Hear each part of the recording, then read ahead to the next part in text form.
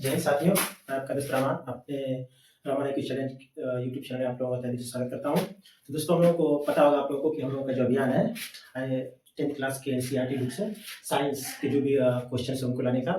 तो साथियों, आप लोगों को यूपी बोर्ड का जो टाइम टेबल मतलब आने वाला था वो आ गया है। 18 तारीख से आप लोगों का एग्जाम शुरू होने वाला है।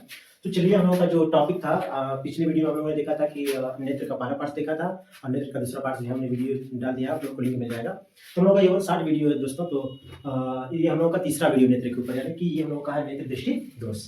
तो चलिए देखते हैं, हम लोग ज़्यादा देर ना करते हैं। हम लोग का छोटा सा वीडियो रहेगा, आप सभी लोग पूरा वीडियो देखिएगा। आप सभी लोगों के लिए काफ़ी लाभदायक होगा बोर्ड के एग्जाम में, क्योंकि बोर्ड के एग्जाम में ज़्यादा टाइम नहीं बचा आप लोगों के पास, तो अच्छे ढंग से पढ़िएगा। तो चलिए शुरू करते हैं हम लोग। नेत्र दृष्टि दोष। दृष्टि दोष होता क्या है? हमारे खान पान की रहन सहन की वजह से आंखों में बहुत सारे दोष विकार उत्पन्न हो जाते हैं, जिसको हम क्या कहते हैं? निकट दृष्टि दोष कहते हैं। इन दोष के लिए कुछ निवारण है, उनको हम देख लेते हैं कितने प्रकार के हैं। हम लोगों का पहला है निकट दृष्टि दोष। देखिए दोस्तों, ये हम लोगों का पहला है निकट दृष्टि दोष। इसमें क्या होता है निकट दृष्टि दोष में? निकट की वस्तुएं हमें क्या होती है? स्पष्ट दिखाई देती है निकट की वस्तुएं, लेकिन दूर की वस्तु क्या होती है? हमें स्पष्ट दिखाई नहीं देती है। इसमें बहुत ज्यादा कंफ्यूजन होता है, क्योंकि ये है निकट दृष्टि दोष और निकट की वस्तु ही हमें दिखाई देती है। बहुत सारे बच्चे एग्जाम में गलत करके आते हैं, तो ये आप लोग अच्छे ढंग से देख लीजिएगा कि निकट दृष्टि दोष का मतलब हुआ कि निकट की वस्तुएं हमें स्पष्ट दिखेंगी, लेकिन दूर दृष्टि दोष में क्या होगा कि दूर की हमें दिखेगी, यहाँ दूर की वस्तु हमें नहीं दिखेगी। देखिए क्या होता है कि ये हम लोगों का क्या है, या फिर कारण क्या है देख लेते हैं एक बार हम लोग। कारण ये है कि नेत्र गोलक का आकार क्या हो जाता है? बढ़ जाता है। नेत्र गोलक का आकार क्या हो जाएगा? बढ़ जाएगा। नेत्र गोलक क्या है? ये हम लोगों का होता है नेत्र गोलक। इसका आकार क्या होता है कि बढ़ जाता है। रेटिना मान लीजिए कि पहले यहाँ था, प्रतिबिंब का बनता है, रेटिना बनता है। अब क्या हो गया कि नेत्र गोलक हमारा बढ़ गया, तो रेटिना हमारा कहाँ आ गया? यहाँ आ गया। हम स्पष्ट रूप से कह सकते हैं कि रेटिना से पहले प्रतिबिंब बनने लगा, क्योंकि नेत्र गोलक क्या हो गया? हमारा आकार बढ़ गया। तो इससे क्या हो रहा है कि रेटिना के पहले प्रतिबिंब जो है बन रहा है, तो हमें वस्तुएं नहीं दिखेंगी। कौन सी? दूर की वस्तुएं नहीं दिखेंगी। दूसरा कारण है कि नेत्र लेंस का अधिक अभिसारित होना।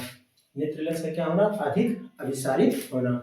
जैसा कि देख सकते हैं, अभिसारित का मतलब हुआ कि कोई चीज कितना कन्वर्ज हो रहा है, यानी कितना कन्वर्जिंग लेंस है। क्योंकि हमारे आंखों में क्या है? उत्तल लेंस होता है, तो ये काफी कन्वर्जिंग लेंस है।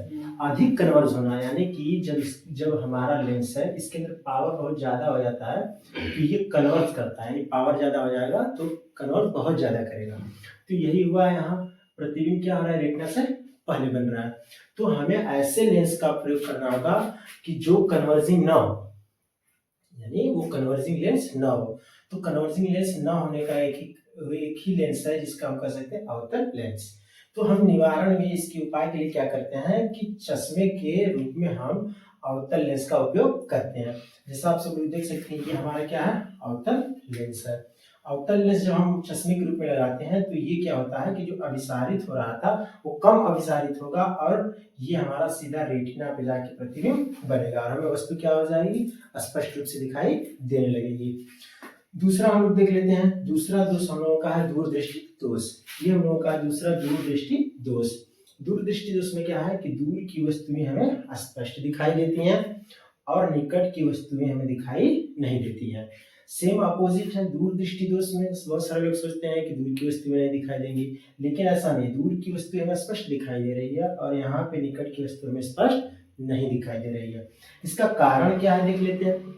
तो कारण लिखा गया है कि नेत्र गोलक बहुत छोटा होना, यानी नेत्र जो गोलक होता है ये बहुत ज्यादा छोटा हो जाता है। देखिए यहाँ हमने बनाया, ये नेत्र गोलक जो था ये यहाँ तक था, मान लीजिए ये हमारा नेत्र गोलक यहाँ तक था, यानी रेटिना यहाँ था हमारा। लेकिन अब क्या हो गया कि रेटिना हमारा यहाँ आ गया है पहले, तो हमारा प्रतिबिंब जहाँ बन रहा था वही बन रहा है, लेकिन नेत्र गोलक क्या हो गया? कम हो गया, किसी कारणवश हो गया होगा।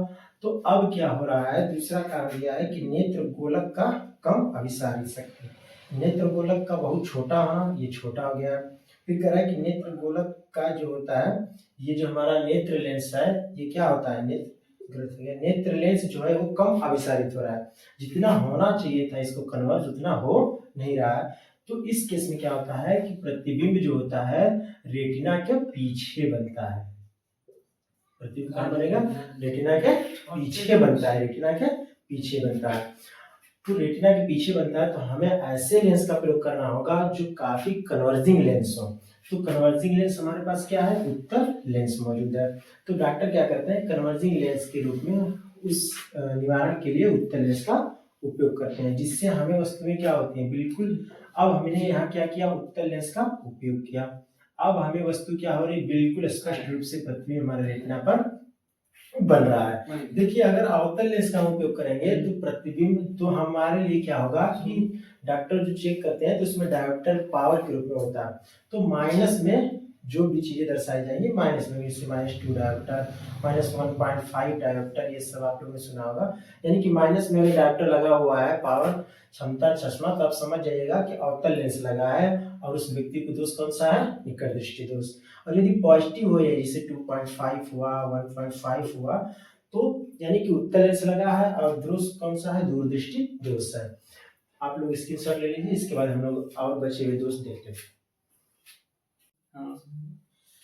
आप सभी लोगों ने स्क्रीनशॉट ले लिया होगा, तो हम लोग आगे बढ़ते हैं। अगला हम लोगों का दोष है जरा दृष्टि दोष। जरा दृष्टि दोष को हम क्या कहेंगे, प्रेस बायोपिया भी हम लोग नाम दे सकते हैं। यानी कि पूछ सकता है प्रेस बायोपिया क्या होता है, तो बताएंगे कि जरा यानी कि वृद्ध लोगों के अंदर ये दोष ज्यादातर पाया जाता है। जरा दृष्टि दोष में होता है क्या, दूर और निकट की वस्तुएं हमें स्पष्ट नहीं दिखाई देती है। यानी कि दूर की वस्तुएं हमें स्पष्ट दिखाई नहीं देंगी और पास की भी। ये अक्सर किन जगह से, मतलब किस लोगों में होगा, जो ज्यादा वृद्ध लोग हैं। कारण क्या है, सिलेरी मांसपेशियों का कमजोर होना। सिलेरी मांसपेशियों का कमजोर होना यानी कि हमारे आंख का जो लेंस होता है उसको एडजस्ट करने के लिए सिलेरी मांसपेशियां होती है। पिछली वीडियो में आप सभी लोग अधिक जानकारी के लिए देख सकते हैं, हमने इसका विस्तार पूर्वक वर्णन भी किया है कि कौन सिलेरी मांसपेशियां, इसका कार्य क्या होता है। तो ये क्या होता है, ये इनकी पावर क्षमता कम हो जाती है और ये ना ही लेंस को सही ढंग से फैला सकती हैं, नहीं सिकोड़ सकती हैं, जिससे वो पास और दूर दोनों की वस्तुएं देखने के लिए एडजस्ट नहीं कर पाती हैं। तो इसके निवारण के लिए हम क्या करेंगे, द्विफोकस लेंस का उपयोग करते हैं। ऐसे लेंस का उपयोग करेंगे जो निकट की वस्तुओं को भी देख सके और दूर की वस्तुओं को भी स्पष्ट रूप से देख सके। जैसा कि आप सभी लोग देख सकते हैं कि इस दोष से पीड़ित व्यक्तियों के अंदर जो चश्मा होता है, उस चश्मे में आप सभी लोगों को दो प्रकार के लेंस लगे हुए होंगे, ऊपर भी होगा नीचे भी। ऊपर वाला लेंस क्या होगा, अवतल लेंस होगा, और नीचे वाला लेंस क्या होगा, आपका उत्तल लेंस होगा, ताकि वो पास की भी और दूर की भी वस्तुओं को देख सके, क्योंकि उनकी सिलेरी मांसपेशियां क्या है, काम करना बंद कर रही है या कमजोर पड़ गई है। इसके बाद हम लोग का चौथा है क्या, ग्लूकोमा। ग्लूकोमा क्या है, एक प्रकार की ऐसी बीमारी है कराया कि कचाव द्रव्य में दबाव ज्यादा होने से, यानी कि हमारे आंख का जो अंदर ये लिक्विड वाला हिस्सा होता है, इसको कहें कचाव द्रव्य। कचाव द्रव्य क्या होता है, दाब ज्यादा होने से क्या होता है, कचाव द्रव्य में ये जो ऑप्टिक नर्व होता है, जो सूचनाएं हमारे ब्रेन तक लेके जाता है, कहाँ तक, ब्रेन तक जो सूचनाएं लेके जाता है, ये क्या होता है, इसके दबाव ज्यादा होने से ऑप्टिक नर्व क्या हो जाता है, खराब हो जाता है, और ये सूचनाएं क्या करता है, हमारे ब्रेन तक नहीं ले जाता है, नहीं दृश्य बन पाता है। तो इसमें क्या होगा कि ये खराब हो जाता है और ये सूचनाएं ब्रेन तक नहीं ले जाएगा और आंखों क्या हो जाएंगी, धुंधला होने लगती है और ये अंधापन का कारण बन सकता है। अगला हम लोगों का है मोतियाबिंद। मोतियाबिंद में क्या होगा कि आंख के लेंस का धुंधला होना। आंख का लेंस क्या होता है, धुंधला हो जाता है। जिस प्रकार से अगर हम कांच के ऊपर हम लोग देखते हैं शीशा होता है, शीशे के ऊपर धूल वगैरह बैठ जाता है, तो उसको हम पोंछ करके क्या करते हैं, उसको साफ करते हैं ताकि वस्तु स्पष्ट रूप से दिख सके।